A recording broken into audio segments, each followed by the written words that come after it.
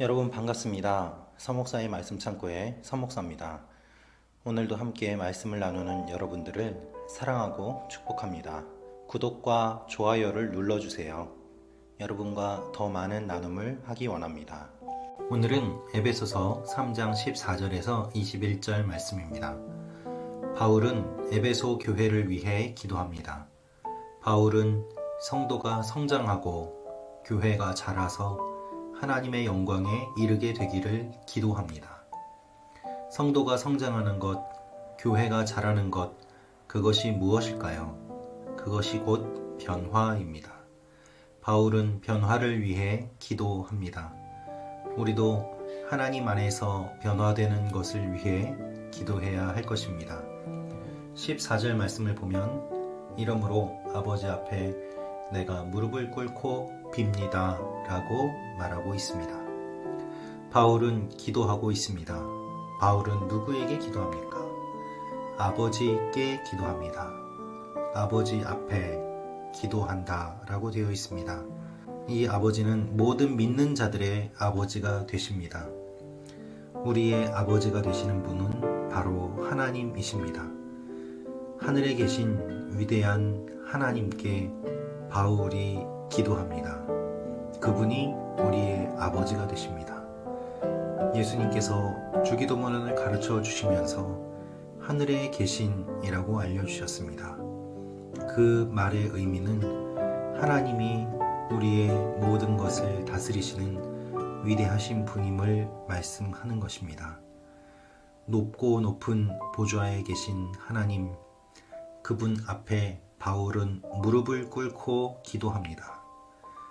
여러분, 가장 높으신 분을 만날 수 있는 방법은 무엇일까요? 가장 낮아지는 것입니다. 가장 위대하신 왕을 만날 수 있는 방법은 무엇입니까?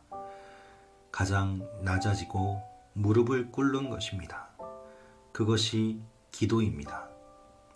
목을 곧게 세우고 그리고 높은 자리에 올라간다고 만날 수 있는 것이 아닙니다. 낮아지면 낮아질수록 가장 높은 자리에 있는 분이 만나 주십니다. 바울은 그것을 알기에 지금 기도하고 있습니다. 15절은 아버지께서는 하늘과 땅에 있는 모든 족속에게 이름을 주신 분이십니다 라고 되어 있습니다. 하나님이 모든 족속에게 이름을 주셨습니다. 이름을 주셨다는 것은 존재를 만드셨다는 의미입니다. 존재를 정의하신다는 의미입니다. 하나님께서 모든 족속에게 이름을 주셨습니다.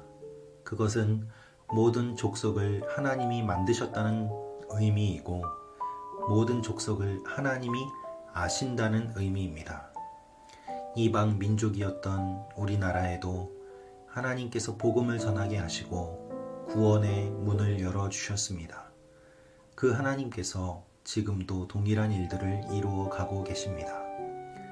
이 유튜브를 보시는 여러분들, 하나님께서 여러분의 이름을 기억하고 불러주셔서 여러분들이 예수를 믿게 되고 또한 이 유튜브까지 시청하게 되신 줄로 믿습니다. 하나님은 우연이 없습니다. 하나님은 우리의 모든 것을 다 알고 계십니다. 그리고 우리의 존재를 정의해 주십니다. 우리가 누구인지 말할 수 있는 분은 하나님밖에 없습니다. 우리 자신이 아닙니다. 하나님께서 우리를 만드셨기 때문입니다. 16절은 하나님께서 여러분에게 그분의 영광의 풍성을 따라 성령으로 인해 여러분의 속사람을 능력으로 강건하게 하시고 라고 되어 있습니다. 영의 변화는 어떻게 일어날까요?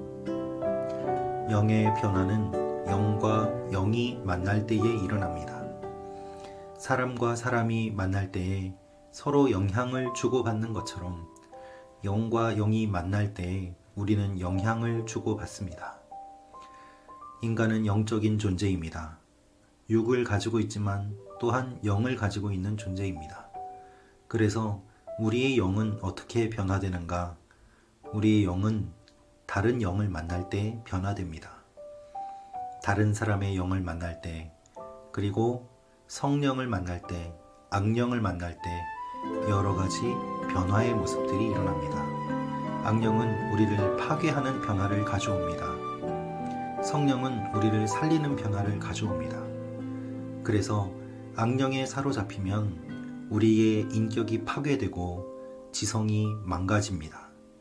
귀신에 사로잡힌 자들을 만나면 무슨 말을 하는지 모르는 채 말을 하기도 하고 스스로 사로잡혀서 자신의 몸을, 생각을, 말을 통제하지 못하는 모습들을 보게 됩니다. 그러나 성령께서 우리의 영을 만나게 되면 우리의 의식이 명료해지고 우리의 마음이 부드러워지고 우리가 잊고 있던 눈물이 회복되며 우리가 살아나는 것을 보게 됩니다.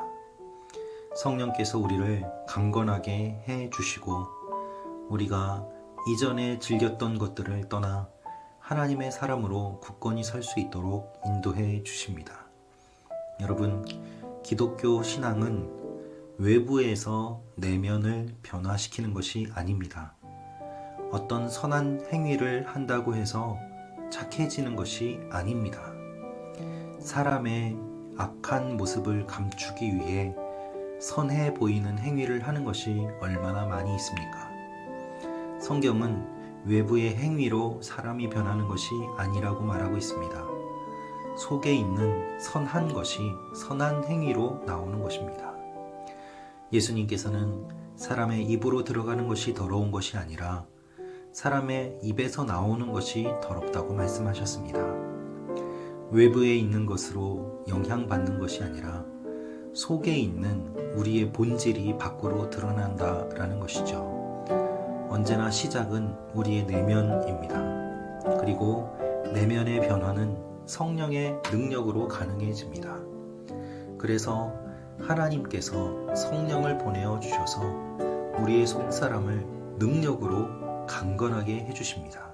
우리가 어떻게 2000년 전 예수 그리스도의 십자가 사건을 나를 위한 사건이라고 고백할 수 있습니까? 그것은 성령의 능력이 아니고서는 불가능합니다.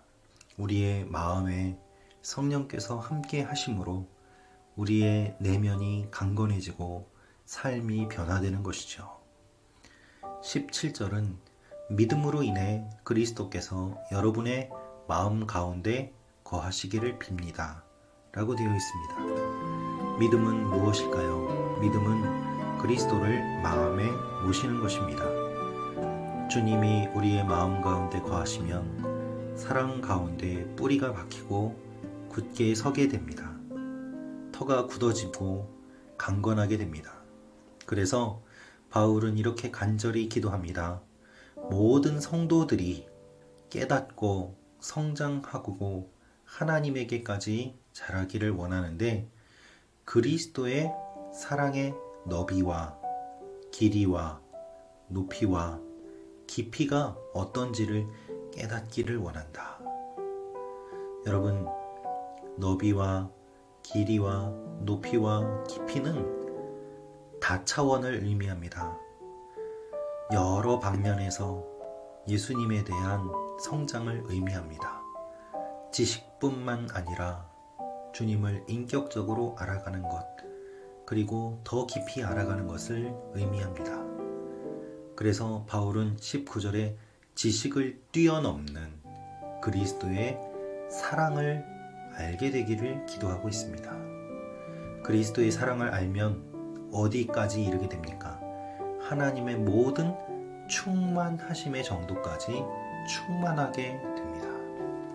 하나님은 모든 복과 모든 은혜와 모든 좋은 것들을 예수 그리스도 안에 다 담아두셨기 때문에 우리가 주님을 알면 알수록 주님을 닮아가게 되고 하나님의 충만을 경험하게 되는 것입니다. 우리 안에서 역사하시는 능력을 따라 우리가 구하고 생각하는 모든 것보다 훨씬 더 넘치도록 하실 수 있는 분, 그분이 바로 우리 하나님이십니다. 여러분, 오늘 여러분들이 기도하는 것들 하나님께 기도한다면 하나님은 구하는 것 이상으로 훨씬 더 넘치도록 주실 줄로 믿습니다. 그분이 우리 하나님이십니다. 자기 아들을 내어주신 이가 어찌 성령을 선물로 주시지 않겠습니까? 예수 그리스도와 성령을 선물로 주신 하나님께서 어찌 다른 것들은 주지 않으시겠습니까? 그래서 그 하나님을 기억하고 나아갈 때 그 하나님께 교회 안에서와 그리스도 예수 안에서 대대로 영원히 무궁하기를 빕니다. 라고 기도합니다.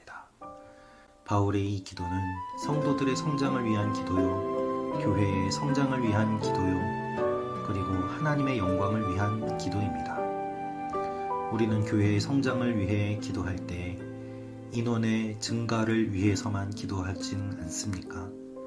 바울의 기도와 우리의 기도는 얼마나 큰 차이가 있습니까? 우리 속사람이 하나님을 아는 깊이가, 넓이가, 높이가, 길이가 길어져서 하나님을 더 많이 사랑하고 하나님의 영광을 깊이 경험하는 귀한 일들이 일어나기를 기도해야 할 것입니다.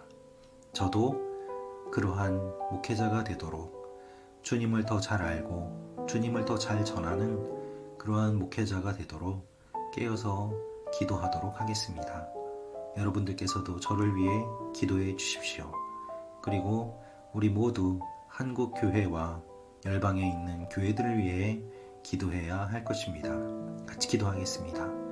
하나님, 그리스도를 아는 지혜와 지식에 충만하게 하시고 그 사랑을 깨달아 알므로 말미암아 위대하신 하나님을 더 깊이 경험하며 우리의 속사람이 강건해지고 이전과는 다른 삶을 사는 변화가 일어나게 하여 주옵소서.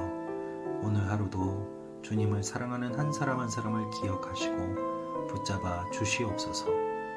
예수 그리스도와 저를 아는 지식에서 자라가는 귀한 일들이 있게 하여 주옵소서. 예수님의 이름으로 기도합니다. 아멘.